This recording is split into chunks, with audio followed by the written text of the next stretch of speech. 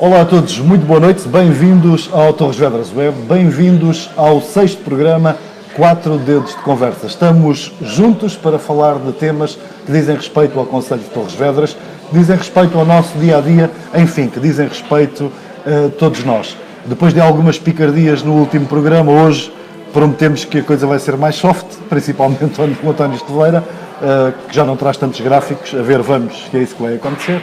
Estamos no Vila Café, um espaço renovado na cidade de Torres Vedras, na Expo Torres, que nos recebe para este 4 Dedos de Conversa e será certamente um momento agradável aquele que vamos passar aqui ao longo da próxima hora. De referir também que a nossa equipa hoje teve o prazer de se juntar mais cedo, se juntar à mesa nas Tasquinhas, ou não estivessem a decorrer as festas da cidade, e claro está, como todos os visitantes, tivemos também o prazer de pagar a nossa entrada e o nosso jantar. E foi com todo o gosto que estivemos na Tasquinha de Machegal e Monte Redondo para um fantástico jantar. Espero que tenham gostado do nosso encontro para prepararmos este programa. Espero que o vosso último mês tenha sido também tranquilo e que este tempo que está a deixar moças em mim, na minha constipação, não tenha sortido o mesmo efeito perante vós. Cada um traz o seu tema, como é habitual, e depois temos temas que já fomos dando a conhecer ao longo dos últimos dias, mas para já, e o primeiro tema que se propõe à mesa é a saúde em Torres Vedras, sem antes darmos uma ronda para o primeiro boa noite, Sérgio. Boa noite, Sérgio, e boa noite a todos os ouvintes. Pronto, espero que também seja um programa em que possamos todos nós expressar aquilo que nos vai na alma, e espero que ali o António Esteveira me deixe falar mais um bocadinho desta vez do que me deixou há um mês atrás. Mas de facto foi um mês mais ou menos tranquilo e cá estaremos agora para ter essencialmente temas da nossa cidade e assim esperemos que seja um debate profícuo. Paulo, boa noite também. Boa noite. É garantido que o António Esteveira autoriza o Sérgio a falar um pouco mais, pelo menos foi isso que ficou combinado ao jantar, e portanto, obviamente que o debate assim será mais rico do que se calhar foi o último de há um mês atrás, em que o nosso Bolsonaro não deixou o Sérgio falar durante... Ele estava nervoso, foi antes das eleições. Mas de qualquer maneira, até porque penso que este painel tem ótimos temas para hoje, temas que dizem diretamente respeito à nossa vida do dia-a-dia no nosso concelho e, portanto, espero que a nossa opinião possa de alguma maneira contribuir para que alguns deles possam evoluir de forma positiva. António Esteveira, boa noite. Depois de tantas críticas, onde farpas no início... Eu prometi que o Sérgio Galvão hoje tinha 15 minutos de crédito retirados ao meu tempo. Ok, então vamos esperar para ver se isso agora, confirma. Continua autoritário, está igual. Não, agora estar-me a chamar de Bolsonaro, olha que o Bolsonaro ganhou as eleições. Bom, mas isso é o primeiro ponto. Qualquer dia põe um autocolante na testa a chamar fascista, porque a malta não sabe o que é que há de chamar ao Bolsonaro, então chama fascista. Mas pronto, eu vou assumir desse papel.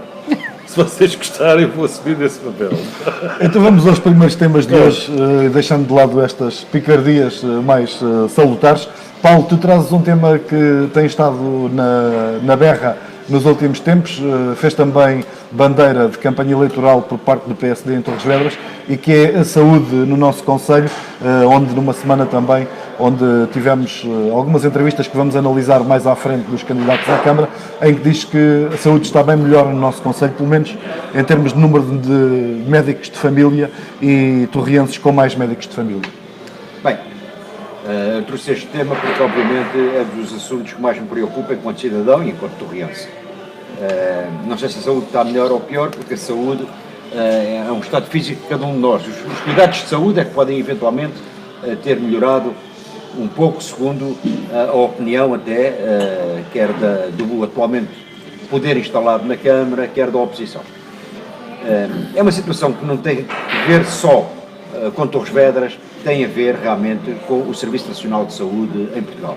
Nós, na nossa cidade, no nosso concelho, temos realmente a felicidade de provavelmente, a nível nacional, tirando Lisboa, Porto e Braga, Lisboa, Porto, Braga e Coimbra, provavelmente ao nível da rede de cuidados de saúde públicos e privados, provavelmente seremos a cidade que mais cuidados tem para prestar aos seus cidadãos. Sendo que uma grande parte deles são cuidados de saúde ao nível da iniciativa privada, em que a pessoa ou paga do seu bolso, ou tem um seguro de saúde, ou tem a ADSE. Aquilo que vimos assistindo, e eu acredito que haja uma preocupação não seja só minha, e seja também e sobretudo dos principais responsáveis do município, mas aquilo que nós assistimos aqui, e penso que por todo o país, é que infelizmente os cuidados de saúde prestados aos utentes são cada vez piores, nomeadamente ao nível das urgências, ao nível dos cuidados nos hospitais, em que há um desinvestimento completamente da parte da administração central relativamente a esta matéria, e assistimos constantemente. Nós estamos aqui a meia hora de Lisboa, nem quero imaginar o que é que se passará em Bragança, na Guarda ou em Vila Real, sobretudo as pessoas mais carenciadas, se precisarem de um serviço de oftalmologia e de outras especialidades, têm que ir a Lisboa, têm que esperar 1 ano, 2 anos, têm que esperar cirurgias, e isto, de uma vez por todas, tem que ser objeto de uma intervenção da Administração Central. Obviamente que é um assunto que não cabe à Câmara Municipal resolver. Agora, cabe à Câmara Municipal, à Assembleia Municipal, pressionarem e de que maneira a Administração Central relativamente a esta matéria. Nós não podemos, pelo simples facto, felizmente nesta cidade, haver várias unidades de saúde privadas, onde aqueles que têm condições financeiras podem socorrer, não podemos permitir que aqueles que infelizmente não têm essas condições e portanto têm de usufruir dos serviços públicos de saúde, que continuem a ter um tratamento que nós não podemos, no país que gasta e tem previsto em orçamento de Estado mais 800 ou 900 milhões para o novo banco, continuar a permitir que essas pessoas não tenham acesso aos cuidados de saúde que carecem, que precisam e que descontaram e pagaram impostos para que isso seja possível. E se há muitos que não pagaram impostos para isso é porque não têm rendimentos para isso, mas outros pagaram para que eles pudessem ter. E portanto era bom, de uma vez por todas, os órgãos do município, mais do que questões político-politiqueiras, político-partidárias, entendessem este assunto, e espero que assim seja no presente e no futuro, de modo a encontrarem uma solução que permita pressionar o Governo de uma forma homogénea e concertada. Vi hoje nas notícias, e bem, fico satisfeito que a Câmara estava a negociar com a Santa Casa da Misericórdia de Torres Vedras a permuta do espaço do hospital, o antigo centro hospitalar, do bairro e a mudança de instalações, vi valores envolvidos. O apelo que faço, sobretudo à Santa Casa da Misericórdia de Torres Vedras, da qual também sou irmão, portanto, da qual faço parte enquanto associado sob a forma de irmão, é que o bom senso impere, porque os valores que eu vi envolvidos, obviamente que não poderiam ter outra resposta por parte do município. É um espaço que fica em Torres Vedras. A Misericórdia de Torres Vedras, tal como todas as outras misericórdias, a sua função principal é estar ao serviço dos mais carenciados.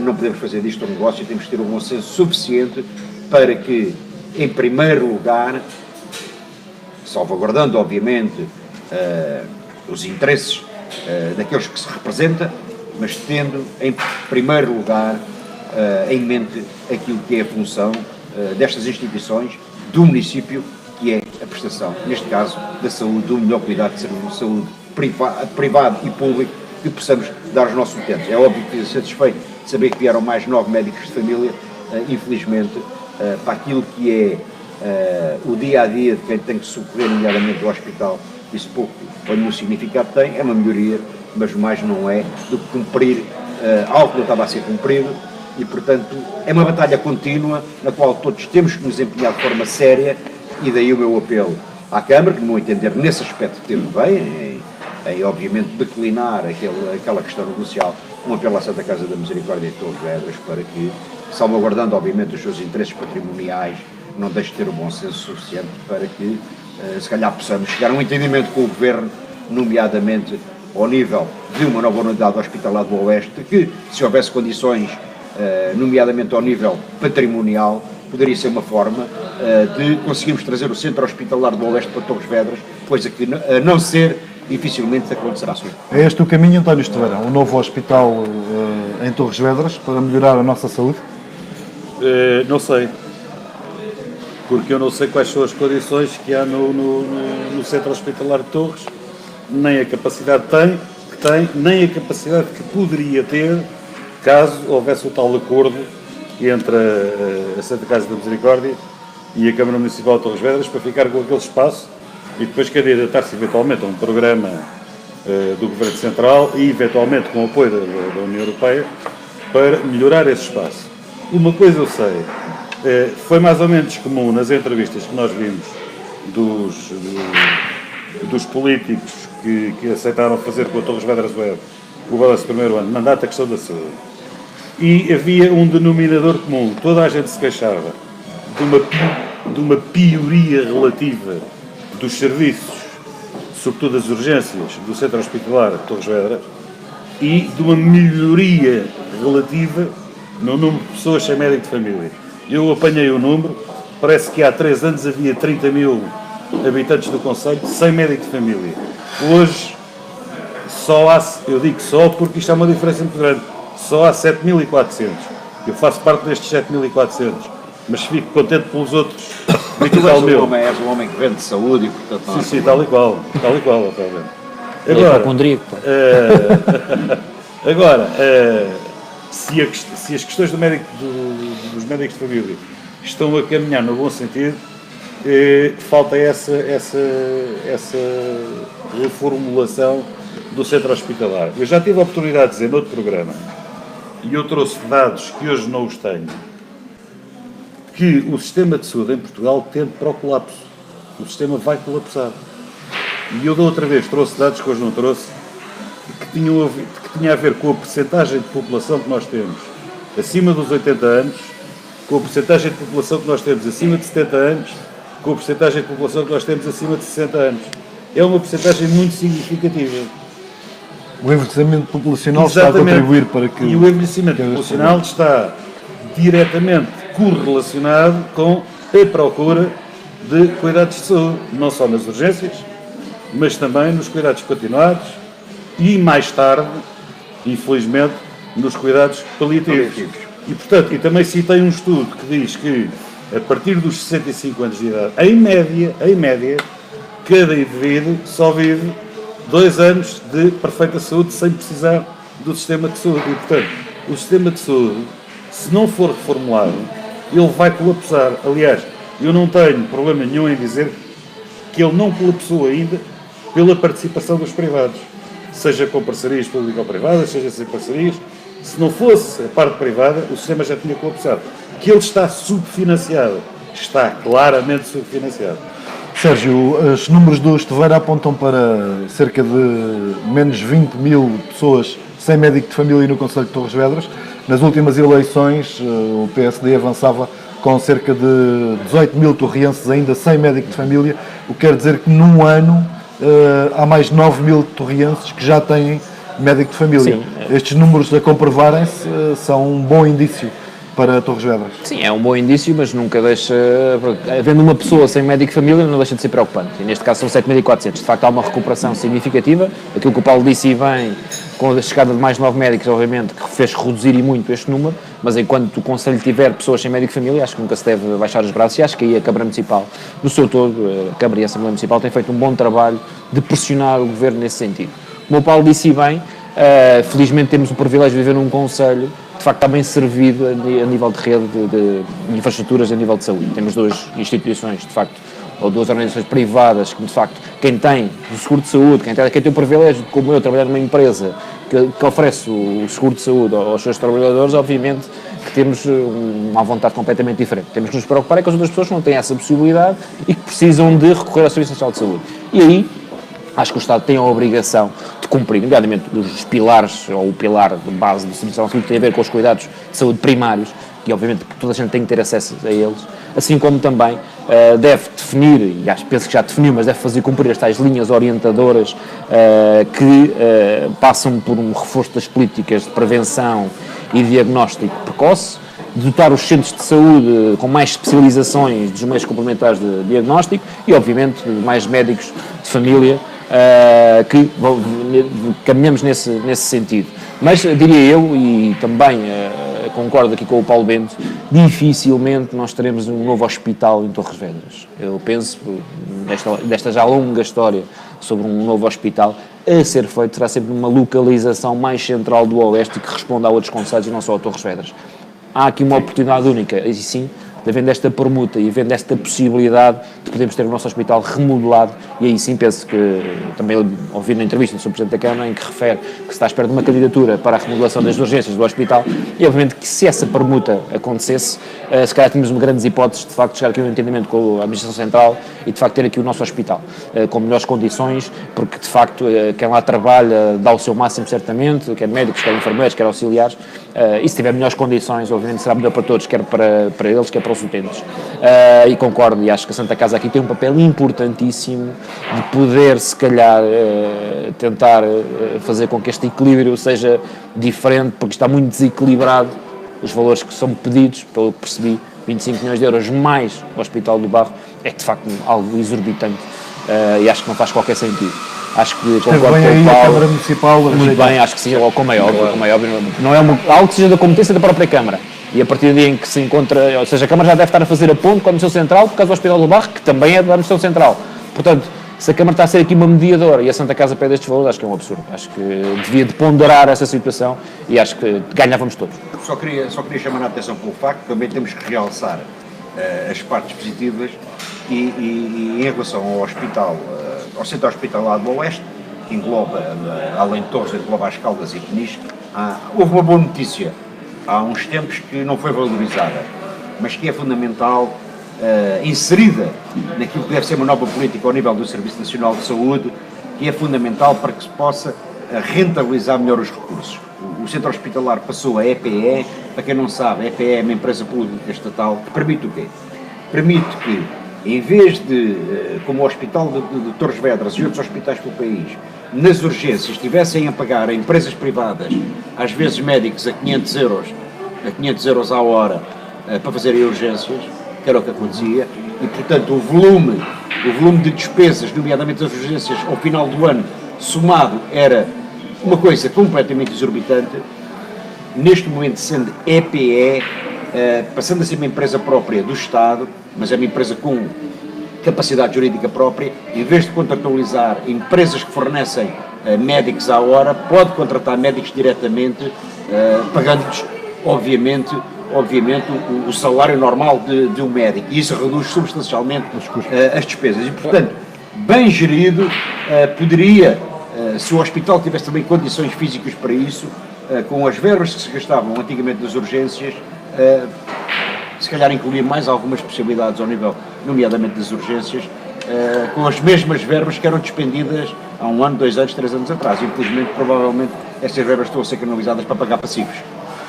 António Esteveiro, o teu tema desta semana são os espaços sociais. Voltamos a chover no molhado pelo terceiro programa consecutivo. Porque já se sabe mais dados do que se sabia o mês passado, onde tivemos uma grande discussão sobre isto, não é?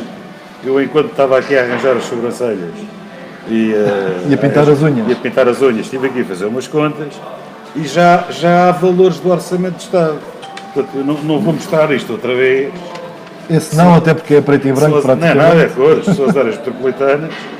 Mas pronto, vou dizer que aquilo que estava previsto inicialmente no Orçamento de Estado, aliás, no Orçamento de Estado não, aquilo que o Matos Fernandes, o Ministro, tinha dito, é que havia 100 milhões de euros para os passos. Na área metropolitana de Lisboa precisavam de 65 milhões. E na área metropolitana do Porto, 25 milhões. E estava 90 milhões. Conclusão, sobrava 10 milhões para o resto do país. E o Sérgio Galvão teimava comigo a dizer que chegava. Pronto. Não chegava, Sérgio, é isso? Depois eu falo assim, agora, não gosto de interromper as pessoas. Com a verba no Orçamento de Estado que está prevista, a coisa ainda é pior. Porque em vez de 100 milhões, estão lá 83 milhões. Reduziu o valor. E mais, e está lá escrito, 60% deste valor é para reduzir os tarifários, ou seja, 49,8 milhões, e 40% é para melhorar a oferta, nomeadamente comprar material de transporte e eventualmente abrir novas linhas e novas carreiras, que dá 33,2 milhões. Portanto, isto para mim é claro, mas clarinho como a água, que não chega. E que nós, aqui no Oeste, vamos ser encavados. Isto já nem sequer chega para aquilo que estava previsto para as áreas metropolitanas do Porto e de Lisboa. Já nem sequer chega. E também me parece que houve alguém que já começou a abrir os olhos. E permitem-me só que cite um comunicado da FRO, que é a Federação Regional do Oeste, do Partido Socialista, que o Sérgio Galvão conhece melhor a FRO a dormir do que eu acordado e com 3 cafés já bebidos, chegou a Badaladas a semana passada, que é o nosso jornal regional, e a FRO diz, portanto, na reunião ocorrida no dia 9 de outubro, diz que o Passo Único mostra-se claramente preocupada com esta estratégia.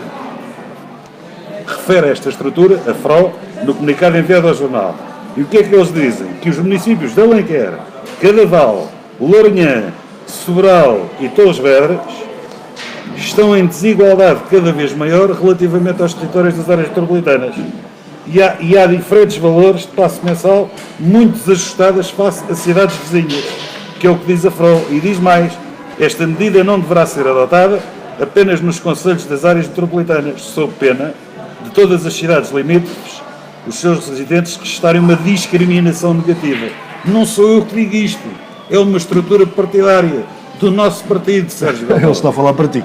Do nosso partido. Eu posso Mas, na Torres Vedras Web, saiu no dia 3 do 11, e portanto, já houve alguém que também acordou, que é o PSD, Paulo Bento agora é do Aliança, também há de acordar para isso, em que os autarcas sociais-democratas dizem que os municípios de Alenquer, Arroda dos Vinhos, Cadaval, Lourinhã, Sobral e Torres Vedras ficam claramente prejudicados com esta estratégia. Mas essa conclusão já tínhamos todos chegado a alguns programas atrás. Isto está muito O atrasado. Sérgio Galvão dizia que não, dizia que todo o país Vai ter estava direito a... abrangido. Claro. Então, mas E onde vai é que está estar. o dinheiro? E vai No estar. Orçamento de Estado. Diz-me, onde é que está o dinheiro? Pá, Essa será a dúvida aqui. Diz-me. Onde é que vem o dinheiro, não é? Sérgio Galvão, diz-me eu um! muito sinceramente, Diz-me um! posso Claro que sim. falar sem interromper agora? Podes, Claro eu não que te sim. interrompo mais. Até parece que o António Esteveira já não pertenceu até a mais que um partido e não sabe que os partidos nesta altura do campeonato, quando há temas em discussão, tomam logo posição sobre determinada situação. Sim. E antecipam-se e obviamente fazem comunicados como forma de pressão. Isso existe, de todo lado. Este comunicado que o António Esteveira está a ler, eu já o li para aí há 15 dias, não é de agora, portanto já foi tomado há mais tempo. E certamente terá saído antes do Orçamento de Estado ser aprovado. E até parece que o António Esteveira também nunca fez orçamentos. Parece que não. Ou seja, neste momento, aquilo que eu estou a dizer, e aquilo que o Ministro disse na altura e que o Governo disse, é que vai ser abrangido, ou vai ser brevemente abrangente e vai ser para todo o país. Ponto. Agora, onde é que está o dinheiro no Orçamento de Estado? Eu não o conheço, não sei, mas vamos avaliar e haveremos daqui a uns meses, daí sim, falarmos sobre esta matéria e perceber se é ou não. Porque nós nunca discutimos a forma. Como é que vai ser? Mas eu posso ser, mas deixa-me ouvir com toda a atenção. Sérgio Ouvi- Haddad eu- Galvão, eu- podes. Já estás a ser catalogado. Sérgio Não. Haddad Galvão, podes. Tenha à vontade. Aquilo que é dito pelo Governo, aquilo que é dito pelo Sr. Ministro é que de facto os espaços vão chegar a todo o país. Qual é que é a forma? Se vai ser através de uma SIM, se vai ser através do Orçamento de Estado e se o Orçamento de Estado vai financiar assim, não sei qual é essa forma. Agora, que ele vai chegar. Isso foi o que a gente discutiu aqui, nunca discutimos a forma. O que discutimos foi que ia chegar a todo o país, não ia ser para as áreas metropolitanas do Porto e de Lisboa. Vamos ver qual é a forma e como é que vai chegar. Tão simples como E isso. o Paulo Bento Não discute. desmentir. Mas o Paulo Bento agora irá dar a sua opinião. Aquilo que eu sei e aquilo que eu li e o conhecimento que tenho é que de facto vai chegar a todo o país. Qual é a forma? Não sei. Agora que vai chegar, vai. Bom, e daqui não sei. Talvez daqui a uns meses possa enganar. Mas agora, até lá, O mês passado nós dissemos que não tínhamos dados do Orçamento de Estado. O que eu te apresentei agora foi dados do Orçamento de Estado que são piores Do que era na em termos estimativa. de dotação do que aquilo que se Então, na previa. tua leitura, nem agora, nem Lisboa, nem Porto. É o que me estás a dizer agora. Nem Lisboa, nem Não. Porto. Já não chega. Foi o que tu disseste há Não bocadinho. chega. Até nem vai haver para Lisboa, nem Porto. Vamos ver se há. Vai, porque os... Não vai. Então, se não chega, como é que vai? Oh, Sérgio, não vai ser todo o Orçamento de Estado. Serão as câmaras municipais a Tem que participar? participar também. As partes comunidades internacionais, como E é as óbvio. comunidades Como é óbvio, nacionais porque isto tem que ser também. integrado, E como é calma. óbvio, não é? E o que nós tínhamos, o que tinha sido anunciado pelo Ministro, isto faz-me lembrar o processo do Infarmed. Isto é mais ou menos como uma Infarmed em que para o Porto era para vir à Agência Europeia do Medicamento, a Disneylândia, e depois nem sequer o Cirque Channel lá foi parar. E portanto, é um processo que começou mal e agora anda tudo à nora a ver como é que endireita isto. Porque o que o Ministro disse na altura é que nas deslocações intermunicipais era o Orçamento de Estado que suportava a redução dos passos. Nas deslocações intramunicipais eram as câmaras. Já não vai ser assim. E a dotação do Orçamento de Estado não chega, mas isso garanteu que não chega. Paulo, queres tentar desempatar? Vem do Orçamento de Estado, vem das comunidades intermunicipais, eu vem das mantenho a municipais. minha posição relativamente à última vez que falámos disto. Ou seja, mais do que a verba que está ou não contemplada em Orçamento de Estado, até porque sabemos que os orçamentos, como o Sérgio disse, nem sempre são, a maioria das vezes não são cumpridos, o orçamento é um documento provisional, é um instrumento de trabalho. Aquilo que eu ouvi o Ministro dizer é que isto teria que ser extensível a todo o país. Isto começou, obviamente, com duas ideias peregrinas de Lisboa e Porto, que são as duas estruturas mais bem organizadas ao nível do país e as que têm mais dotações orçamentais para os espaços de Lisboa e do Porto. Esta que é a verdade, foi assim que isto começou. Claro. Obviamente que o Ministro, pessoa certamente inteligente, percebeu que isto ia dar bronca ao nível do país, claro, e a meio disse que isto teria que ser extensível a todo o país. E foi com base nisso que eu disse que concordo e acho que devia ser uma política adotada de que as deslocações do município para o outro deviam ser participadas por igual em todo o país, não só para Lisboa e no Porto. Dentro do próprio Conselho, devia ser as câmaras a pagar. Esta é a minha posição e mantenho. Daquilo que eu sei, poderá ter havido alguma alteração em relação à ideia inicial do Ministro. Isto porquê? Eu vi uma publicação de um dos vereadores da Câmara de Mafra, em que diz que em orçamento, no dia em que aprovar o orçamento ao próximo ano, consignaram 1,5 milhão de euros para os espaços sociais. Claro. Eu não sei se nessa verba está incluído os transportes escolares, e o Sérgio sabe o que eu estou a falar, porque teve que fazer muitos orçamentos desses. Eu não acredito, mesmo que fosse só para os espaços sociais para Lisboa, que isso custasse 1,5 milhão de euros. Portanto, deve ser no pacote onde estão os transportes escolares inseridos. O que é facto é que o município de Mafra, integrante disto, vai participar. E há uma coisa que nós temos de definir claramente. Eu acho que a lei tem que ser para o país inteiro, não pode ser nem para Lisboa, nem para Porto, porque senão, eu como habitante de Torres Vedras estou a pagar o meu passe, que já é caro, para Lisboa de 165 euros, e estou a pagar o passe da Malta de Mafra, que passa a pagar, em vez de 140, passa a pagar 40. Agora, há uma coisa que nós temos que saber, é quem assinou este comunicado por parte do PS e quem assinou por parte do PSD, se nos municípios que dirigem no Oeste, neste caso são quatro do PS, um do PSD e um da CDU, que se estão disponíveis, eu acho que era por aí que deviam ter começado, junto da Metropolitana de Lisboa, a dizer, nós queremos fazer parte desse pacote, nem que negociem através da Cimoeste, porque temos 67 mil viaturas a entrar todos os dias em Lisboa, índios daqui do Oeste, pagamos portagens, Sintra, Cacém, Amadora, ninguém paga portagens, e ainda temos que pagar uns passos mais caros. E, portanto, a possibilidade é de tentarmos chegar a um acordo com a área metropolitana para sermos integrados neste sistema em que os nossos passos sejam equiparados aos outros concelhos. Agora, resta saber é se o nosso município e os outros também estão dispostos a entrar com a participação que os outros municípios vão entrar. E, portanto, estas coisas foram feitas, no meu entender, de ânimo leve a nível nacional. Claro. E agora estamos todos, porque vamos todos pagar tudo isto. Mas, Paulo Bento, sabes também como é que isto começou? Claro. Isto começou pelo Fernando Medina para a área metropolitana de Lisboa. E depois, foi o primeiro a chegar-se à frente. O Rui Moreira no Porto disse, eu também quero. Epá, e estava tudo caladinho, porque o Orçamento de Estado sustentava isto tudo. Epá, só que depois Viseu, Coimbra, Braga, tem milhares de pessoas a ir para o Porto, Oeste, quer dizer, começou tudo a mear e com razão, então, mas que é isto? Vamos pagar os passos dos outros.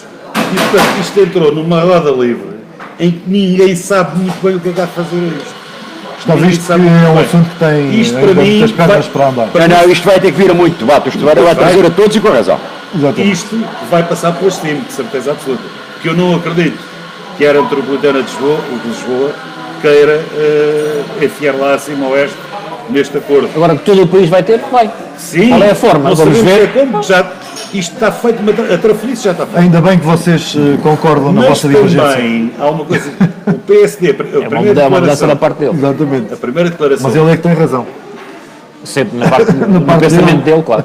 A primeira declaração que eu ouvi do PSD disto era que se esticasse a área metropolitana de Lisboa, foi feito os passos até ao entroncamento, que seria um fenómeno. Exatamente, mais um. Seria um fenómeno. Outro dos temas para hoje, e é o tema do Sérgio Galvão, tem a ver com as notícias falsas que vão circulando, acima de tudo, na internet e nas redes sociais e que são facilmente multiplicáveis e partilháveis a qualquer hora do dia, e uma notícia falsa pode-se rapidamente tornar numa verdade absoluta para muita gente. Ou seja, podemos retornar àqueles velhos tempos em que uma mentira repetida várias vezes passava a ser verdade. É verdade, Sérgio. Eu trouxe este tema, que vai ser um tema rápido de discussão, apenas para fazer um alerta à navegação. Muito se falou de fake news agora com as eleições brasileiras, mas de facto fake news existem há muitos anos. E na política, então, é muito fértil nestas questões. Muitas vezes, inclusive, uma mesma verdade tem várias interpretações e muitas vezes leva a que depois se cria algumas divergências.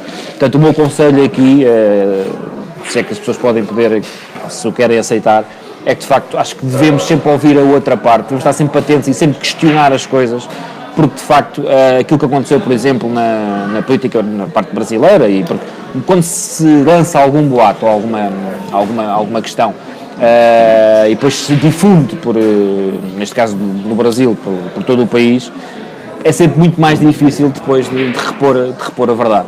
E as consequências podem ser de facto nefastas. No Brasil, penso que nem tanto, fala-se muito que as eleições podem ter tido alguma influência por causa das fake news. O meu entendimento, quer no que aconteceu nos Estados Unidos, quer no que aconteceu no Brasil, independentemente de não aceitar sequer pontos de vista e maneiras de estar, quer de um presidente, quer de outro, da forma como encaram determinados temas e da forma como o dizem. Eu penso que as pessoas, quando votaram, não tiveram muito em conta isso, nem muito em conta as fake news, tiveram mais em conta, de facto, aquele sentimento de se sentirem enganadas por outros partidos ou por outras formas, ou por um partido anterior, ou por corrupção que existia nomeadamente no Brasil, e de facto as pessoas se fizeram quase como um voto de protesto nessas pessoas, porque de facto eu não me sentiria bem a votar em algumas pessoas e a saber o que é que elas disseram, nomeadamente quer do Donald Trump, quer do Bolsonaro. Mas de facto também consigo perceber, porque nós também não estamos lá, também não assistimos nem percebemos o que é que vai acontecer, consigo perceber o estado de espírito daquela gente, que de facto do outro lado tem pessoas que são acusadas de corrupção e estão presas, ou seja, é difícil de poder escolher. Isto para dizer que as pessoas devem cada vez mais procurar se informar, não devem fazer logo juízos de valor à primeira, devem ouvir a outra parte, depois aí sim tentar formular a sua própria opinião. Acho que é a forma mais sensata. Isso vai acontecer porque as redes sociais, de facto, a forma como as coisas estão a ser divulgadas e com a velocidade que tudo acontece, é muito fácil podermos cair em tentação e ser mal informados. É apenas um alerta à navegação, acho que devemos sempre questionar aquilo que vamos ouvindo. Paulo, hoje só se liga a cabeçalhos e não se lê... As pessoas, este é um assunto premente, porque realmente as pessoas hoje em dia, e quem circula em Lisboa como eu vê diariamente, as pessoas passam pelos quiosques e leem os títulos de jornais. Nas redes sociais aparece uma notícia com um título e a pessoa nem sequer abre a notícia. Muitas das vezes acontece isso. E quando nós abrimos a notícia percebe-se facilmente se é uma fake news ou não. Porque muitas das vezes são sites piratas, às vezes não, mas a maior parte das vezes são sites que se facilmente identificam, mas quem lê a notícia, a mim também já me aconteceu, notícias de há 3 anos que são republicadas agora, e que nós nos damos ao cuidado de ver a data e, portanto, isso às vezes influencia. Stallone tem o recorde de vezes que morreu na internet. O Sylvester Stallone já morreu mais de 40 vezes. E, portanto, as pessoas têm que ter... há sites realmente especializados em lançar notícias falsas, as pessoas têm que ter um pouco mais de cuidado. Este tema até se torna mais atual porque o Diário de Notícias, um jornal que já foi de referência e que cada vez mais está a tornar o órgão oficial do governo, veio na sua primeira página de ontem ou de anteontem a dizer há uma falsa notícia sobre o Primeiro-Ministro, em que, e eu penso que é uma falsa notícia, ou pode ter sido alguma brincadeira que ele disse em todo de brincadeira, e que aquilo foi transformado em notícia por causa daquela senhora deputada que resolveu pintar as unhas para o Parlamento e em que o Primeiro-Ministro António Costa disse que ia processar o fotógrafo que tirou aquela fotografia. Obviamente que houve muita gente a acreditar nesta notícia. A mim o que me chateia não é as pessoas terem acreditado nesta notícia de que o Primeiro-Ministro iria processar quem tirou essa notícia. Porque, por exemplo, há notícias que são verdadeiras muito mais graves do que esta que é falsa. Por exemplo, o Primeiro-Ministro já afirmou várias vezes no Parlamento que os impostos para o ano iam baixar e que este ano iam baixar. E aquilo que eu vejo no Orçamento de Estado são mais 3 mil milhões este ano, não de impostos, mas de taxas e taxinhas na carta de condução, no cartão do cidadão, nisto e naquilo, mais 3 milhões. É anunciado que baixa 3 cêntimos a gasolina no imposto, que aumentou 6, mas só baixam na gasolina. O gasóleo não baixa, e o gasóleo representa entre 70% a 80% do consumo. E depois aumentam, quer a gasolina, quer o gasóleo, em 1 cêntimo na taxa de carbono. Ou seja, é anunciado que os combustíveis baixam e o Estado vai arrecadar mais 200 milhões com esta habilidade financeira. E, portanto, as notícias falsas são as menos importantes do que aquelas que, sendo verdadeiras, são mentira. Quando o Sr. Primeiro-Ministro anuncia baixa de impostos, recuperação, o desaparecimento da austeridade, aquilo que nós vemos é cada vez mais as repartições de finanças que o Estado tem espalhado pelo país. Estou a ver aqui uma aqui em frente, que é uma bomba de gasolina, é as bilhas do gás vendidas pela Galp ao dobro do preço que a Galp vende em Espanha, ou seja, é o tabaco a aumentar, é os combustíveis a aumentar, é o IRS que não leva a atualização de escalões e, portanto, alguém que tenha um aumento de 3% está sujeito, em vez de ao fim do mês, no ano de 2019, em vez de receber mais ordenado, receber, porque aumentou, passa de escalão, chega ao fim do mês, desconta mais, está sujeito a chegar ao final do mês, levar menos dinheiro para casa, apesar de não haver, dizem eles, agravamento de impostos. E, portanto, cuidado com as fake news, mas cuidado com as notícias que são verdadeiras. O que dizem é mentiras. António Estoveira, tu que és especialista em sociologia, isto é um fenómeno sociológico? É um fenómeno sociológico que mete comportamento humano e põe crenças e valores ao barulho. Agora, o Sérgio Galvão diz que as fake news não é nada de novo, e eu concordo absolutamente. Elas agora são ampliadas pelos meios tecnológicos de comunicação que há à nossa disposição. Mas eu gostava de distinguir, até pelo discurso que o Paulo Bento fez aqui uma brilhante intervenção como parlamentar da Aliança. Contaremos com o Paulo Bento na primeira fila da bancada. Gostei da intervenção. Obrigado. Espero que Santana Lopes esteja a ver isto. Agora também dá notas agora. Dá. Agora é professor também. Eu separaria fake news de politics news. Porque os primeiros a mentir são os políticos. Não é? O Paulo Bento deu vários exemplos. Eu posso dar já outro, que é do IVA da eletricidade. Vamos baixar o IVA da eletricidade. De 23% para 6%. Conclusão, o que é que se espreme? Baixa o IVA do contador da eletricidade Até 3,6. baixa a potência. Dá para ter um frigorífico em casa. Exatamente, baixa a potência. Eu não tenho isso, epá, deve haver pouca gente com isso. E depois vai-se ver o que se poupa. Aquilo é para 12 euros por ano. Dava para, É 12 euros por ano para quem tem esses para contadores. esses contadores. Ou seja, ainda vamos ver grandes raves partem nas casas dessa malta que poupa esses 12 euros com a eletricidade. Mas pronto. Mas essas politics fakes sempre existiu, sempre existirão, e as pessoas que É que a política está desacreditada. Não, mas- É preferível dizer às pessoas que não há possibilidade de baixar os Mas impostos. estás-me a interromper porquê, pá? Peço imensa desculpa, Sr. Bolsonaro. Cuidado. Cuidado. Mas Eu te tens estou de ser a dizer- breve. Vou ser breve, mas hoje sou eu que estou a ser Vai ser essa Peço desculpa. Por amor de Deus. Por amor de Deus. Como Ele diria o Marcelo, ganhou. como diria agora perdeu assim. Mas era mesmo isso que querias dizer. As politics news sempre existiram e são perniciosas para o sistema democrático. E tanto mais perniciosas quanto mais elevado for o grau de instrução da população. Cuidadinho, que em Portugal a população já tem um grau de instrução razoável. E o pessoal já não vai em tangas como ia há 20 anos. Porque há 20 anos havia o fenómeno da ilusão monetária, que eu um dia explico, agora não tenho tempo.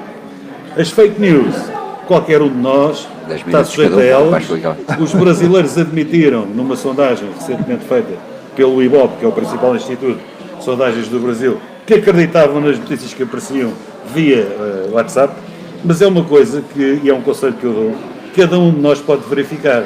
Aquela do Costa, eu fui verificar aquilo, pôs aquilo no Google, Costa processa fotógrafo, e vês em quantos sítios é que aquilo aparece. Só aparecer naquele endereço, muito provavelmente é mentira, certo? E há sites especializados em fake news que estão a correr no Facebook, e que eu conheço alguns e denuncio, há sites feitos por organizações políticas que se dedicam a fazer politics news e há sites de organizações de putos a brincar que também se dedicam a fazer isso. Portanto, isto está tudo. Claro. O que não se pode fazer é o que fez um estagiário de jornalismo uma vez que eu vi, em que a gente lhe perguntou assim, confirma lá, saiu uma notícia, penso que era no JN, e a gente disse-lhe, confirma lá se essa notícia é verdade, que é para a gente citar o JN. Passado meia hora, tu já confirmaste a notícia, estou farto de ligar para lá, ninguém bateu. Também nunca vai fazer isso. Exatamente, também não vai acontecer. Confirma uma notícia. Mas é fácil pôr aquilo no Google e ver se aquilo aparece em mais endereços. Se aparecerem mais endereços, a probabilidade de ser uma notícia verdadeira é maior. É evidente que essa do Costa é tão idiota que se percebia logo que era mentira. Nem o Costa pode processar o fotógrafo, sobretudo se o fotógrafo tiver o cartão de jornalista. E se for credenciado para estar na Assembleia da República. Nem isso podia acontecer. Vamos deixar estas fake news de lado, vamos entrar nos temas que sugerimos para esta semana também. No dia 1 de outubro fez um ano sobre as eleições autárquicas de 2017. O Torres Vedras Web endereçou o convite aos então candidatos para uma entrevista para falar sobre o balanço deste primeiro ano de mandato na Câmara Municipal de Torres Vedras. Infelizmente, Torres nas Linhas e também CDU não responderam afirmativamente, mas tivemos a oportunidade de ouvir o candidato pelo PSD-CDS, Marco Claudino, também o Alexandre Fernandes por parte do Bloco de Esquerda, em representação de Rui Matoso, e ainda Carlos Bernardes, o atual Presidente da Câmara Municipal de Torres Vedras, candidato então às eleições pelo Partido Socialista. Estas três entrevistas foram analisadas pelos nossos digníssimos paineleiros e por isso mesmo uma análise rápida, não a este ano de mandato, mas às entrevistas em si. Começo por ti, António Estevera. Também não era o Paulo Bento.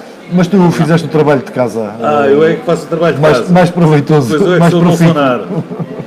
Se queres que diga, fiquei um bocado desiludido com as entrevistas.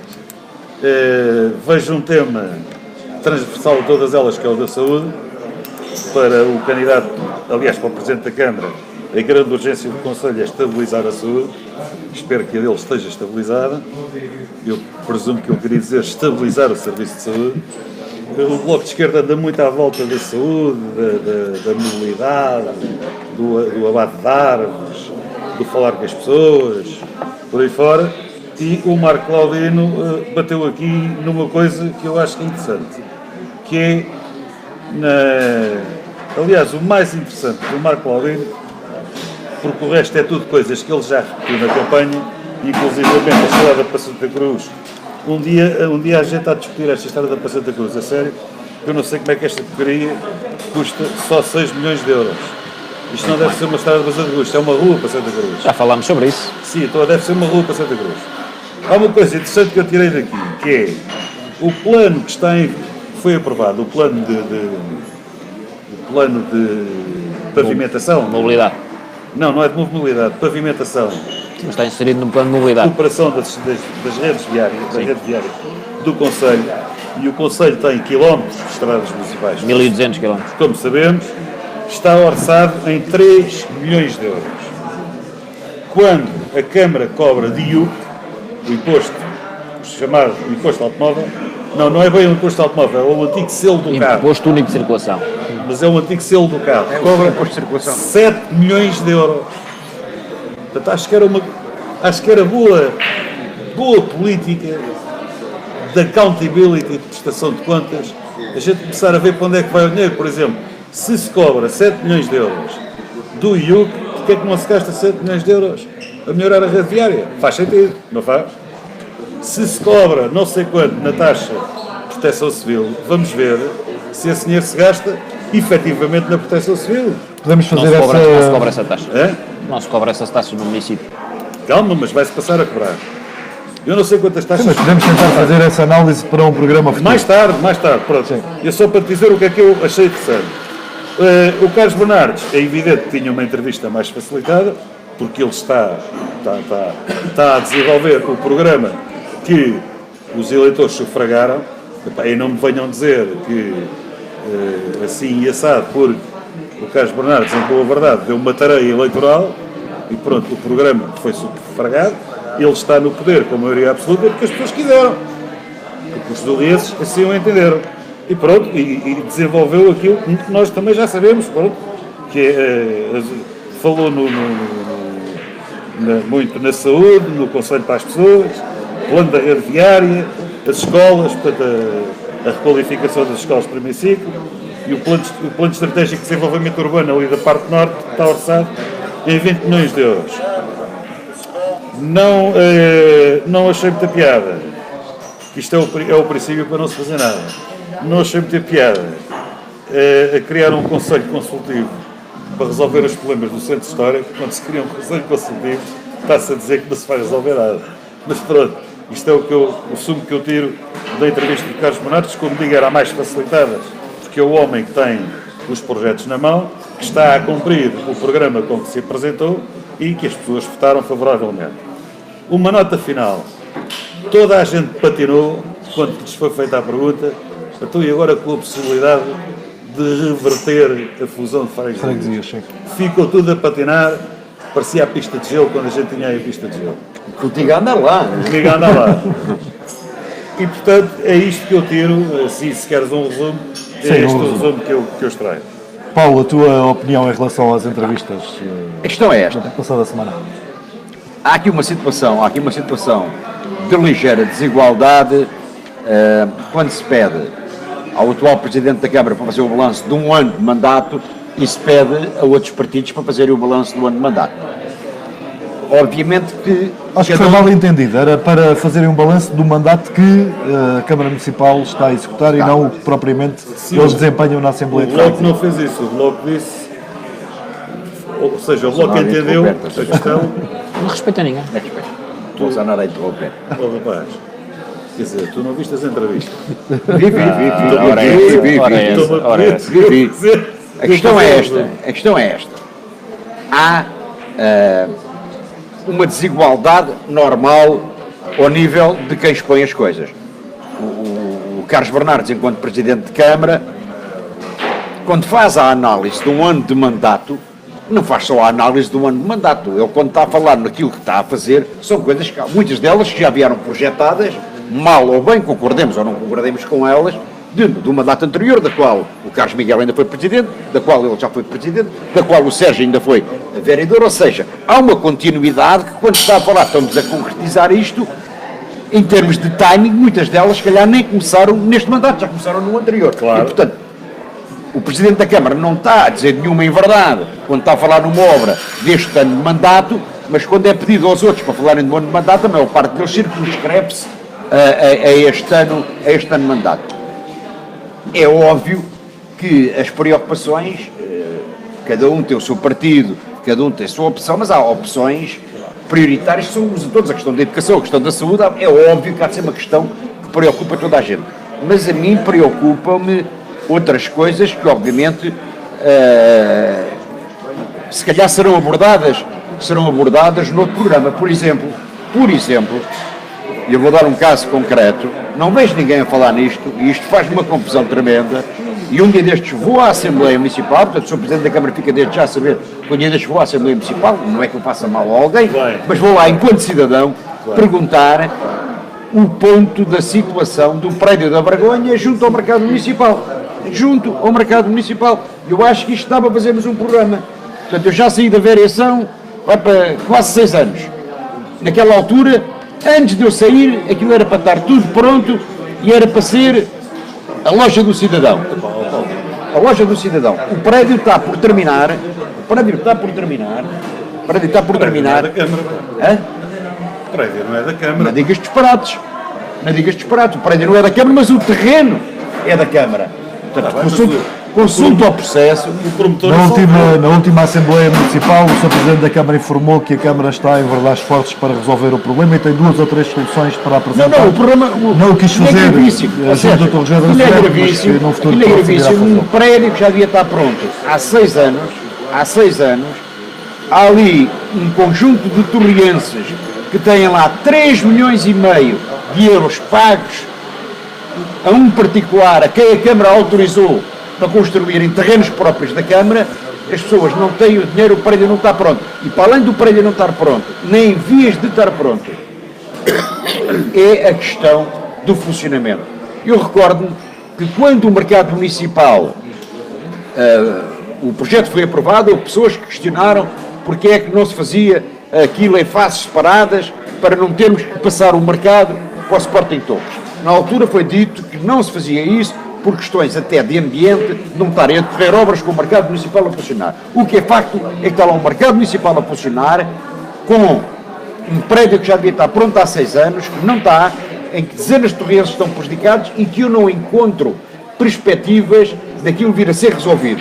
E o problema é que as únicas soluções que eventualmente irão ser possíveis de resolver aquele problema vão onerar e de que maneira os cofres da Câmara por falta de ter sido acautelado na altura própria. Eu ainda estou à espera de uma ata da Câmara, uma ata da Câmara de há 5 anos, onde eu perguntei claramente o ponto da situação, e não quero estar a falar em nomes, o que é facto é que disseram que estava tudo resolvido, e o que é facto é que o prédio continua por concluir, as pessoas continuam a ser lesadas, e garantidamente vão aos nossos bolsos para aquilo ser construído, uma coisa que era totalmente privada, em que a Câmara iria receber permutas e contrapartidas, nem permutas, nem contrapartidas, e provavelmente ainda vai ter que entrar com dinheiro para aquilo um dia ficar pronto. Fica a promessa de no próximo programa vamos investigar para falar sobre esse tema. Mas tu és da opinião que a Câmara deve tomar conta? Não, eu acho que tem que ser assumidas as responsabilidades por quem tem responsabilidades naquilo. Mas tens que ver uma coisa, aquele prédio foi apanhado em cima da crise do subprime. António, quando for feito o programa sobre aquilo, eu estou documentado sobre aquele prédio todo. Paulo, e portanto, vamos esperar por esse programa. Fica para o próximo mês. Mas vamos a esse programa. Agora, nem tanto ao mar, nem tanto à terra. Mas vamos deixar para o próximo programa esse tema, até para sabermos na altura já quais serão as propostas que o Sr. Presidente da Câmara anunciou que estava a negociar, mas que depois não as divulgou, isto na última Assembleia, na última reunião de Câmara da passada semana. Sérgio, a tua análise a estas entrevistas, muito rapidamente. Sim, muito rapidamente, muito telegraficamente. Concordo que, de facto, uma discussão sobre o tema do prédio no mercado e da anterior, futura, possível loja do cidadão, que se calhar já nunca mais vai ser, acho que é importante falarmos sobre isso, mas ficaria para outra oportunidade. 2 ou 3 notas muito rápidas. De facto, a preocupação de todos, daqueles que eu ouvi, é de facto a saúde e a educação, estão na base disso, e todos realmente disseram que de facto a saúde está melhor, nomeadamente da parte dos médicos de família, e de facto o Sr. Presidente da Câmara documentou-se bem dos projetos que aí vêm, nomeadamente para as escolas e de tudo aquilo que pretende fazer. Como disse o Paulo e bem, é a pessoa que tem todas as pastas e está na Câmara já há muitos anos também, e obviamente terá conhecimentos que outros não terão. Dando-me também uma pequena chega. Olha, há candidaturas a decorrer, não sei. Há candidaturas a decorrer também, claro. O António Esteveira falou no algo que o Marco Aldino falou, nomeadamente no Imposto Único de Circulação, e fazer este paralelismo entre o valor que se recebe em 4 anos e o que estava previsto para investimento num plano de mobilidade. Não podemos esquecer, e houve esse esquecimento, que também temos uns serviços municipalizados que não estão incluídos nestes 3 milhões, que fazem saneamento e que a seguir fazem alcatramento a seguir. Não podemos esquecer nos protocolos que são feitos com as juntas de freguesia para a construção de passeios e por aí fora. Há aqui valores que ficaram de fora dessa análise, ponto 1. Mas eu não era aí que eu queria chegar. Eu queria chegar é que acho que num orçamento não se deve fazer essas comparações. Percebo onde é que ele quer chegar, mas na minha opinião e da forma como o orçamento depois é distribuído, eu acho que uma análise política correta deve ser de quem está na oposição, e isso acho que nunca foi feito desta forma, que era olhar para o orçamento, como falámos há pouco e bem, e estou de acordo com o Paulo, é um instrumento de trabalho, é um documento previsional, e olhar para ele e dizer assim, eu oposição, eu não fazia isto, e agarrava nestes 3 milhões e fazia aquilo. Eu acho que isto é que é fazer política, e uma política correta, frontal, para as pessoas depois quando for a chegar à altura de saberem escolher. Eu não ia contratar 30 milhões de euros de empréstimo para fazer escolas, eu contratava só 15 e agarrava os outros 15 e fazia a estrada para Santa Cruz. Eu acho que seria assim a forma mais correta para as pessoas depois poderem opinar e poderem escolher qual era aquele que de facto estava mais próximo da razão no entender delas. Mas deixa-me acabar um raciocínio, deixa-me falar, não me interrompas. Faz favor.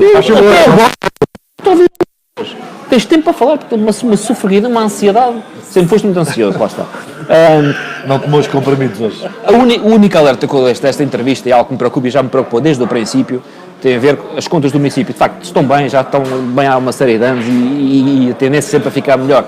se nós cumprimos com a legislação que tinha na altura ali dos compromissos, se continuarmos nesta senda, é impossível haver um retrocesso nas contas do município.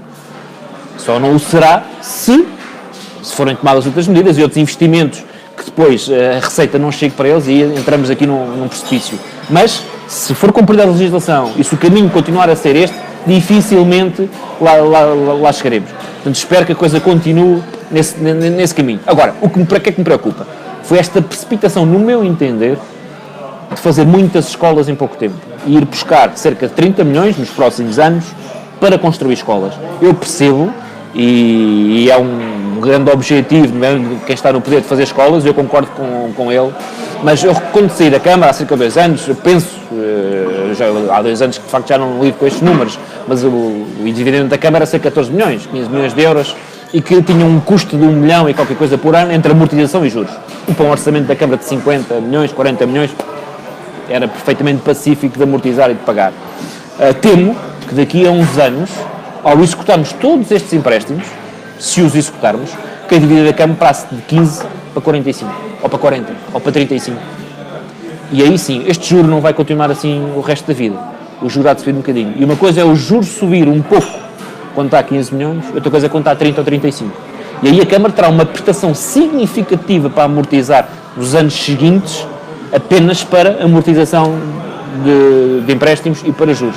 É isso é que me preocupa, porque acho que houve aqui uma precipitação. Eu acho que era preferível demorar mais tempo a construir escolas do que, de facto, usar a capacidade que a Câmara tem, que é excelente, de capacidade de endividamento, porque tem, de facto, financeiramente pode o fazer, mas acho que se tocou, na minha opinião, se isto for feito da forma como eu vi, ou como já vi nos órgãos de segurança social, se isto for feito assim, temo que não teremos problemas agora, mas daqui a uns anos as coisas possam complicar.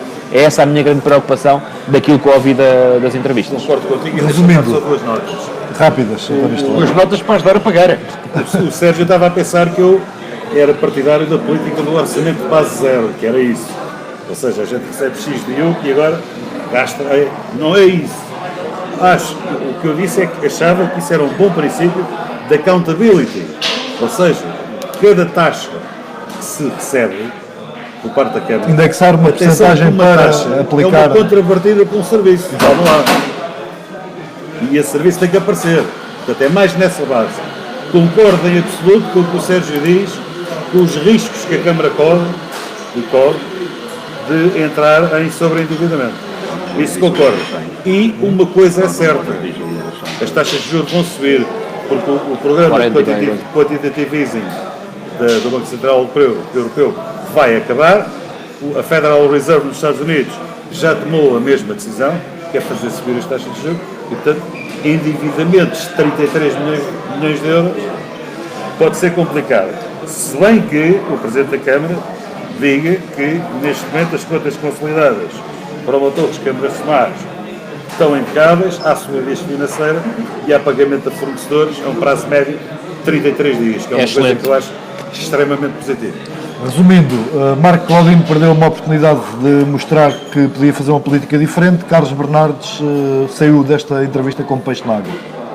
Sim, eu penso que dentro dos 3 é normal e apenas com um ano de mandato.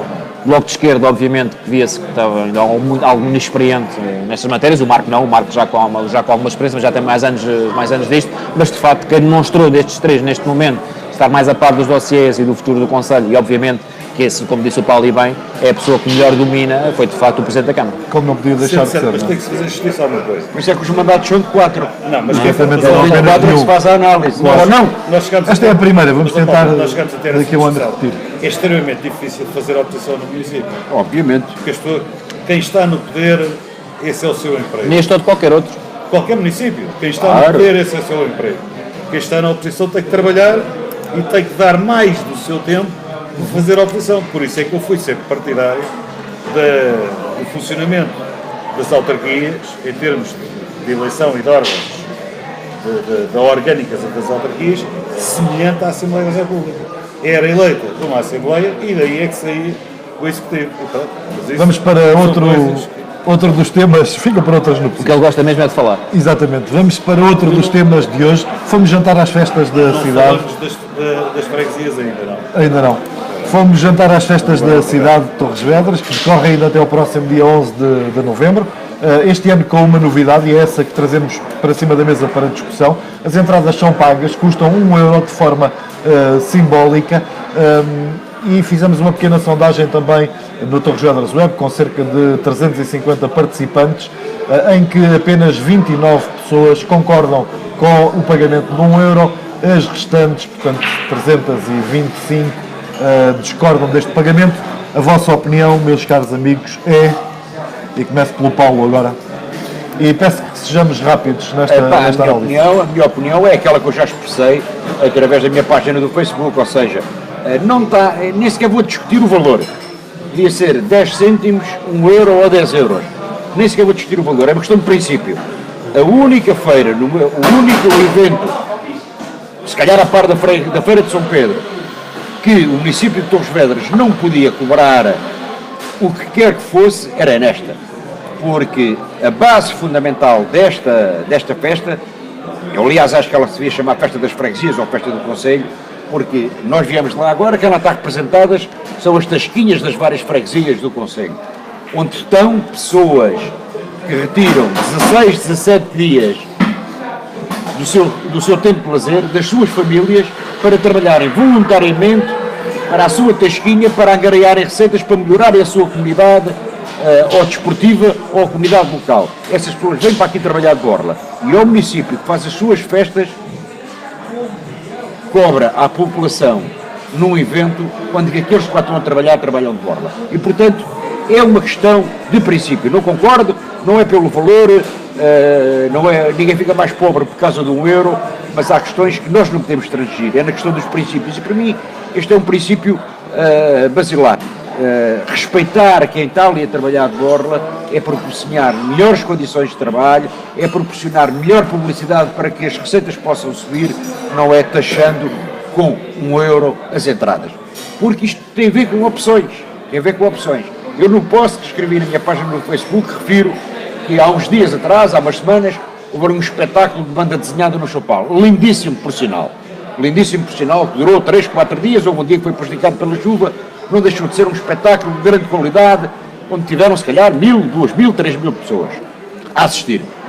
O que é facto é que esse espetáculo, o bolso dos contribuintes deste município, custou 74 mil euros. E, portanto, o município que pode gastar 74 mil euros num evento de 3 ou 4 dias, não pode ser o mesmo município que cobra €1 aos milhares de pessoas que aqui vêm numa festa onde quem lá trabalha de borla. É a minha opinião, admito que quem pensa de forma diferente, a minha não me vou mudar, não é por causa do valor, é por questão de princípio. Sérgio. Eu queria recordar que as festas da cidade é uma realidade muito recente, tem 14 anos, penso que foi em 2004 que elas começaram. E começam na altura em que o Dr. Carlos Miguel assume de facto a presidência da Câmara. Tínhamos aqui um dilema que era o dia 11 de novembro, era o dia de toda a gente ir para Lisboa, abandonava toda a gente da cidade e toda a gente ia. Então tentou-se criar aqui de facto as tais festas da cidade, que o Paulo disse que ser do Conselho das Freguesias, mas eu acho que as festas da cidade é a forma de... Nós costumamos ir às freguesias, todas elas têm as suas festas, é uma forma também da cidade ter as suas festas. Sim, e das freguesias poderem vir à cidade. Acho que aí não tem... Exatamente. Claro. E na altura as festas começaram e recordo que as tasquinhas era aqui no pavilhão da Expo e havia concertos pagos, primeiro foi o Reveloso logo, no pavilhão onde hoje são as tasquinhas. O modelo foi-se alterando, a Igreja, e bem, começou a pressionar um pouco e a dizer, caramba, o feriado municipal é o de São Martinho, as festas da cidade são de São Martinho, mas o santo padroeiro da cidade é o São Gonçalo. E então, na altura, questionou-se e avaliou-se, e de facto, como as datas eram tão próximas, então por que não juntar o São Gonçalo ao São Martinho e de facto fazer as festas? E foi assim que as coisas aconteceram. E bem. E depois a tal alternativa das tasquinhas serem cedidas a associações, porque era uma forma das associações poderem ter algum dinheiro para continuar e trabalharem para isso. Portanto, eu acho, e aqui estou perfeitamente de acordo com o Paulo, a Feira de São Pedro, que é autossustentável e dá, de facto, uma rentabilidade significativa.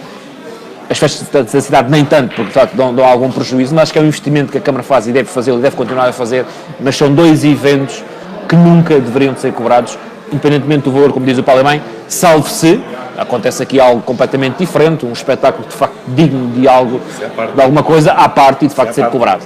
De resto, acho que são dois eventos, e como disse o Paulo e bem, as tasquinhas nós vamos lá para gastar o nosso dinheiro, para comer e para poder contribuir, também estamos a fazer duas coisas que se calhar gostamos, que uma delas é estar a jantar ou a almoçar, outra coisa é que sabemos que estamos a contribuir por uma associação e de facto estar a pagar €1 à entrada foi o que qualquer um de nós fez hoje, quando fomos jantar. Eu já terei a minha, mas também obviamente que pagámos, embora ali no Facebook algumas pessoas tenham dito que nós não pagámos a entrada, mas claro que pagámos. Mas não concordo, não pelo valor, mas por uma questão de princípios, acho que também não estou nada de acordo que assim seja. António Estoveira, a tua opinião em relação a este euro para entrar nas tasquinhas? Concordo em absoluto com os fundamentos. Quer com o fundamento histórico, da lógica das festas da cidade, quer com o fundamento que o Paulo Bento apresentou. Tem a ver com aquilo que exige muito trabalho gratuito de muita gente que se sacrifica pela sua freguesia e pela sua associação. A quem nós certamente estamos todos gratos. Exatamente, com Claro. certeza que sim. Agora, gostava de aduzir um novo argumento, uma nova temática. Uma coisa, agora vamos ver o seguinte, nós só vamos perceber se isto trouxe mais valia ou não no fim, é quando a gente vai começar a ouvir as pessoas, certo? Se trouxe menos gente, se trouxe mais gente, se foi melhor, se foi pior. Uma coisa é certa, eu tenho um grupo, eu já fui lá 2 vezes e não tenciono lá mais. Não é pelo euro, é porque é mesmo assim. Fui lá no sábado com um grupo grande, que é o meu grupo, fomos lá jantar e toda a gente estava incomodada que tinha que se pagar €1. Faz, toda a gente lá foi pagar o euro. Claro. Essa é que é essa. A gente não gosta, mas vai lá e paga o euro. Foi o que nos aconteceu hoje. Portanto, no fim, vamos fazer as contas. Sim, ninguém vai deixar de ir por ser Claro, euro. A questão é a questão do princípio, não Mas é? vamos ver o que é que resulta. Mas se calhar vai. O que estás a dizer, mas se calhar há pessoas que por só ouvir falar pela promoção do uso de pagar, se calhar não foram lá. Se calhar perdeu-se alguma sim, coisa. sim. Olha, não Se vai calhar pagar perdeu-se alguma ninguém. coisa. Sim, isso pode ter acontecido, E até abre um pelos precedente títulos das perigoso. notícias. Qualquer dia, algum iluminado lembra-se por a Feira de São Pedro a pagar. E a Feira de São Pedro cobra stands a expositores e garante 200.000 visitas. Se for a pagar, não as garante. E se a Feira de São Pedro for a pagar, a Feira de São Pedro precisa de animação top. E o espaço que temos na Feira de São Pedro, com o terminal rodoviário lá colado, não temos espaço para fazer animação de top. E é para aí que vamos, Isso para é o terminal que é rodoviário. complicado. Está dito, nenhum dos nossos convidados concorda com o pagamento, seja na forma ou no género, não pelo valor em si. Nova cobertura da rodoviária foi também anunciada na passada semana. O terminal, que seria provisório, vai ter uma cobertura que custa sensivelmente €500 mil. Sérgio Galvão, a tua opinião sobre este... Sérgio, eu fui apanhado um pouco de surpresa, porque de facto quando há planeamento e as coisas vão correndo ao longo dos anos, quando no meu caso já se há mais de 2 anos da Câmara e tenho a perfeita consciência do que é que iria acontecer, principalmente aqui nesta zona, fiquei muito surpreendido com o que aconteceu. Ou seja, não por uma possível remodelação, que é natural que possa demorar mais alguns anos, do novo terminal rodoviário, e que pudesse haver, obviamente, para melhorar condições, isso é perfeitamente normal. Agora, quando soube que de facto vai-se gastar €500 mil numa cobertura e que vai ser definitivo, de facto, nada disto cumpre com o que estava planeado. Não sei qual foi a versão, desconheço a temática, segundo sei foi aprovado por unanimidade na reunião de Câmara, pelo que percebi, mas eu não defendo a localização do terminal rodoviário onde ele está atualmente. Será que é por estar a funcionar bem? Mas isso tanto funciona bem ali como funcionará bem 100 metros ao lado, que era onde estava previsto, que é junto ao rio, toda aquela zona, daquele descampado com acesso à variante logo ali direto, e que de facto desanuviava toda esta zona para futuros eventos e para futura expansão, quer da feira, quer de outros eventos que possam existir. O que estava previsto, é isso? obviamente que sim, condiciona alguma coisa que se queira fazer aqui. É lógico que provisoriamente acho que foi uma boa ideia a colocação terminal aqui, tirou e consegue-se perceber quem passa aqui, as centenas de carros que estão aqui parados, que antigamente inundavam o centro da cidade, mas sempre esteve previsto uma nova construção no novo terminal rodoviário, 100 metros ao lado, e de facto aí penso que ficaria bastante bem e teria outra funcionalidade, portanto eu não concordo com esta opção de gastar €500 mil numa cobertura que será definitiva, porque penso, não conheço o projeto, mas será sempre também algo que ficará precário e nunca será uma construção de raiz, que era o que nós precisávamos, obviamente, construir. No local estava previsto, mas é a minha opinião, obviamente. António Esteveira, a tua opinião sobre esta nova cobertura e o seu valor? Primeiro, o terminal não era para ser ali. O terminal tinha uma localização muito mais ajustada, que era a noroeste de onde está. Porquê é que o terminal se fez aqui? Porque era caro, ou não havia dinheiro na altura, para fazer com o projeto definitivo um bocado mais a noroeste, e havia uma certa urgência em retirar as viaturas do centro da cidade, que as pessoas lá deixavam quando iam para Lisboa transportes públicos, até porque se ia implementar o plano de mobilidade.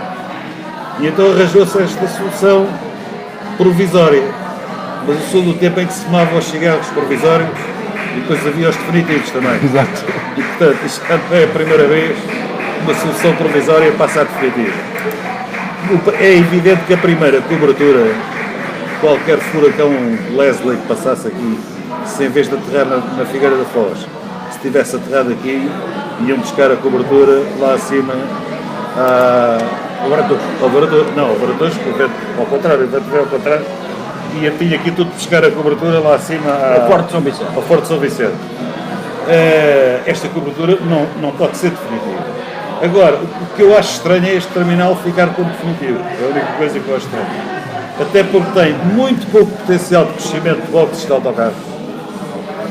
Se for preciso ampliar as boxes de autocarros, tem muito pouco potencial de crescimento. Mas pronto, se é para ficar como definitivo, então que se faça uma cobertura como deve ser. E esta, pelos vistos, O preço será, eu não discuto. Eu não discuto. olhando para a imagem que foi apresentada, será uma cobertura pelo menos que garante até metade dos autocarros quando eles se estacionam e que permite a saída e a entrada Sim. de passageiros, sempre salvaguardando as más condições climatéricas Não que possam estou em existir. condições de discutir o preço da cobertura, não sei quem é que vai fazer, se vai fazer. Nem és empreiteiro, voltando à história das estradas. E da transparência. Exatamente. Não sou empreiteiro, não vivo num certo sítio e, portanto, não discuto o preço. Estranho muito este terminal passar de provisório para definitivo, porque a melhor localização, caras, mas isso aí não é preciso ser engenheiro para perceber que era um bocado mais a noroeste. E, portanto, Paulo, a tua opinião sobre esta nova cobertura, tu que até és um daqueles que utiliza Todos os regularmente Todos os dias, este menos ao fim de terminal. semana e às vezes ao fim de semana também, quando tenho que ir trabalhar ao fim de semana. Eu recordo-me da primeira cobertura e de quanto ela custou. Na altura disseram que tinha vindo da Austrália ou da Nova Zelândia, lá daquilo, veio dos antípodas. Aquela estrutura que, infelizmente, com meia dúzia de rajadas, a gente sabe o que é que lhe aconteceu. E isto, mais do que a gente discutir se a cobertura agora proposta é bonita ou feia, eu daquilo que vi não gostei, mas vi um esboço, uma maquete, uma fotografia, é um mamarracho, aquilo que ali está é um mamarracho, mas pode não ficar exatamente assim, portanto não vou discutir uma coisa da qual só vi uma coisa em 3D.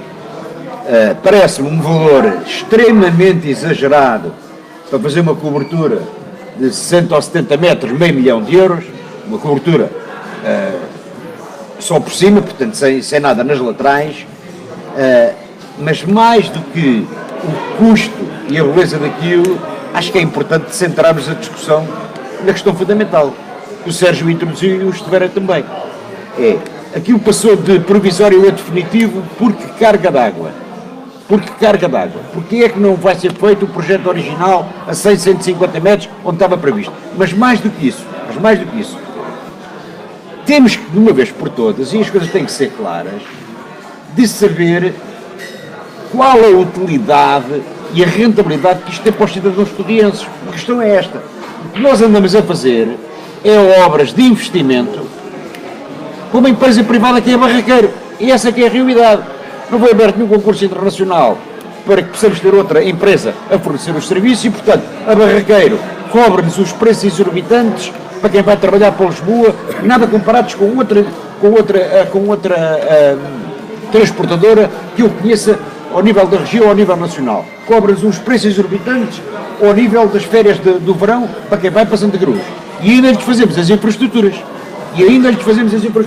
qualquer paga uma taxa pela utilização do terminal. Paga uma renda. Uma pequena renda, Pá, não sei, mas paga uma taxa. uma taxa. E também contribui para algumas obras que foram feitas aí quando anda-se a capa Portanto, abaixo. lá, Isto, no meu entender, estranho o silêncio de toda a gente, a aprovação por unanimidade, se calhar tem dados que nós não temos, e, portanto, não me quero extravasar muito sobre dados que desconheço. Estranho, de um minuto para o outro, ter passado do provisório para definitivo. Depois, estranho aquela cobertura custar meio milhão. E depois, estranho não se discutir realmente aquilo que queremos de política de transportes, nomeadamente para a cidade de Lisboa, ainda voltando à questão dos espaços sociais. Ou seja, nós fazemos estas obras, damos condições ao operador privado que nos presta o serviço. E o custo dos transportes para os residentes de todos, que pagam as coberturas, pagam as instalações e ainda pagam o passe. o custo dos transportes já te vou explicar a seguir. Pronto, explicas, Que é o, explicas amanhã. que é o, como é que é o... Agora, acho extremamente exagerado. Eu gostava de O saber... valor que nós vimos, que eu vi, são 400 e qualquer coisa mil euros. sim. Deve ser o lançamento do concurso, não significa que a obra custe esse valor, portanto pode haver empresas a apresentar um valor mais baixo e outras a apresentar um valor mais alto. Eu acho que pode acontecer empresas a apresentarem valor mais baixo. Algumas até preço anormalmente mais baixo podem Mas ser tem que ser excluídas. excluído do concurso. Pode ser excluído, não sei qual é o concurso. Não pode? Não viu o caderno de encargos Está no ainda. ponto. Não, Já mas viste? a lei da contratação pública manda excluir preços anormalmente baixos. Mas é o caderno de encargos que tem que definir o que Claro. é preços anormalmente O baixos. que eu gostava de saber era, só por curiosidade, e também para esclarecer os nossos ouvintes e espectadores, tu eras o vereador das finanças à época da compra da cobertura que lá está agora, não é? Era? Custou quanto? Gosto de ver. Foi muito cara, caro, foi foi caro, cara, foi mas caro, não, muito não, caro. não me recordo Mas não agora. consigo E quando recordar. disse bem, o Paulo veio de fora. Não, Isto foi para aí 200 mil euros? Ou Não, não, não, ei, não. ei, 70 mil? ei, Julgo que anda epá, na casa não de sei. 90 mil. Não me lembro. já. Julgo. Não Foi não caro, consigo foi precisar muito o caro. preço. Já foi há muito Foi da tempo. África do Sul, só Já foi, África do Sul. já foi há muito tempo. Será algo que vamos ver no futuro. Para já, o que importa é que nenhum dos nossos paineleiros entende o porquê da passagem de Pai. paineleiros. Entendem a passagem de provisório a definitivo e consideram também Pode ter alguma explicação, Claro, nós vamos tentar sabemos. saber qual é e que consideram exageradamente alto o valor para a mesma cobertura. Vamos para as notas finais desta semana e começamos por António Bolsonaro Esteleira. Então, esta porra vai pegar o Bolsonaro. Vai. Lá está, é uma fake news. Vai, É uma fake news. Muitas Na vezes. altura era criar um partido. Ganhavas. Está na moda agora e ainda cria um partido à conta disto. Bom, meus amigos, nota final, isto é um bocado cómico, não tem piada nenhuma, mas tem o seu ar cómico. Foi anunciado, isto tem a ver com as politics news, fake, não é as fake news, mas é as politics fake. O governo anunciou que o adicional ao ISP, que é aquilo que se paga do imposto sobre os combustíveis, ia ser reduzido, mas só para a gasolina. Eu quero fazer um enquadramento. Em Portugal consome-se entre os dois combustíveis em mais ou menos 81% de gasóleo e 19% de gasolina, mais palmo menos verde. Portanto, então desconta 3 cêntimos à gasolina.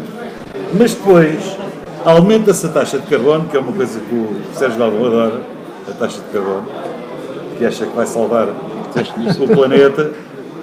E então Posso a coisa- contribuir. Pequenas coisinhas podemos contribuir Sim, todos para salvar o camarada, planeta. com certeza. Muito melhor, não é? E qual é o saldo disto? A gasolina baixa 2 cêntimos. Mas o gasóleo soube um. Exatamente. O gasóleo não leva nenhum desconto no adicional ao ISP e leva mais 1 cêntimo de taxa de carbono. E então aumenta 1 cêntimo. Conclusão. Houve quem tivesse reparado que o Está na nota Estado... final, António Esteleira. Complicação É que para a nota final eu vou convidar para escrever um texto sobre esse assunto. Não me interrompas. Não te interrompo. Não me interrompas, Sérgio. Para a nota final, Tu não me para a interrompas. nota final isso está muito moroso. Já chega ali o Sérgio Haddad. Bom, como diria o Marcelo, bom, conclusão.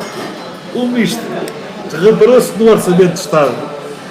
Estava previsto um aumento de 200 milhões na receita do ESP.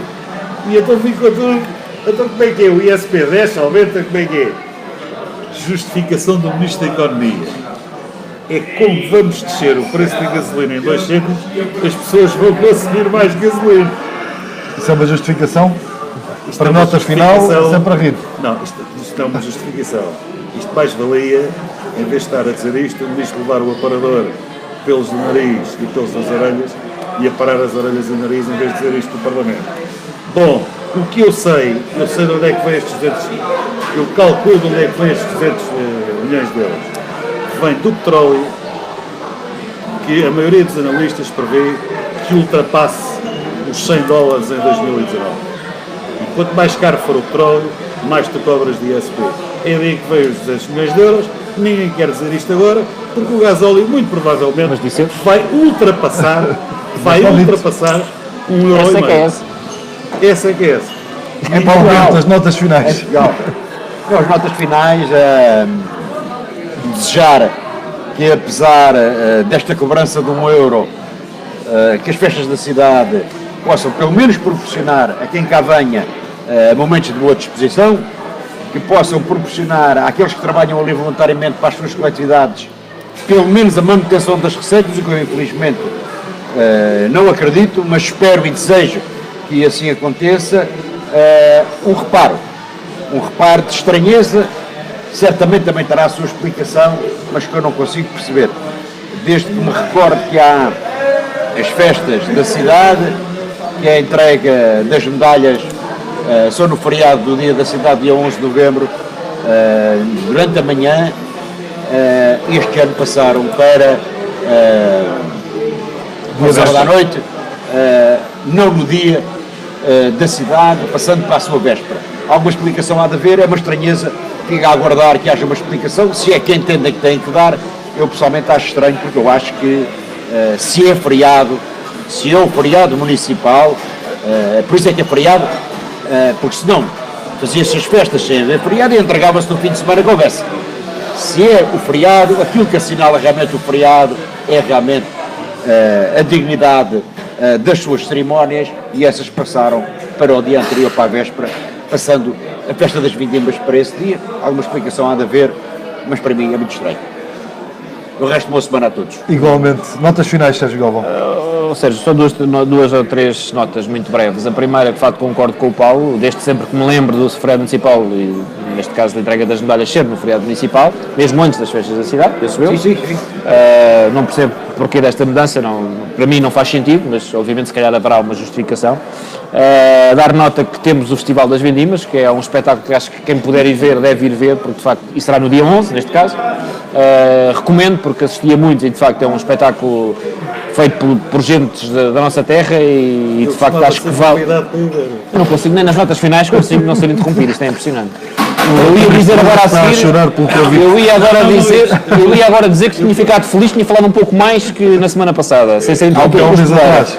Há um mês atrás. Mas mesmo assim não consigo. É uma necessidade enorme de falar que é impressionante. Mas deixa-me só concluir, depois falas a seguir. E depois dar aqui uma nota muito pessoal. Penso que todos vocês conheceram, hoje faz 26 anos que faleceu o Sérgio Araújo, que era um grande amigo meu, e para além de ser um grande amigo meu, era um atleta de hóquei patins na física, que tinha 21 anos na altura, que faleceu num acidente de automóvel quando se deslocava para um treino, e foi ele e o Vítor Fortunato foram os únicos dois atletas que, ao envergarem a camisola da física, foram campeões europeus por Portugal. O Sérgio faz hoje 26 anos, todos os anos vou assumir, o tempo passa a correr, de facto era um amigo do coração e de facto gostava de deixar essa nota mais pessoal, obviamente, mas o Sérgio foi uma grande figura e houve pessoas que nunca chegaram a conhecer, porque já lá vão 26 anos, mas de facto era uma referência no hóquei patins, teria um futuro brilhante à sua frente e de facto faleceu num fatídico acidente ali nas Barras há 26 anos, ao qual não teve culpa nenhuma.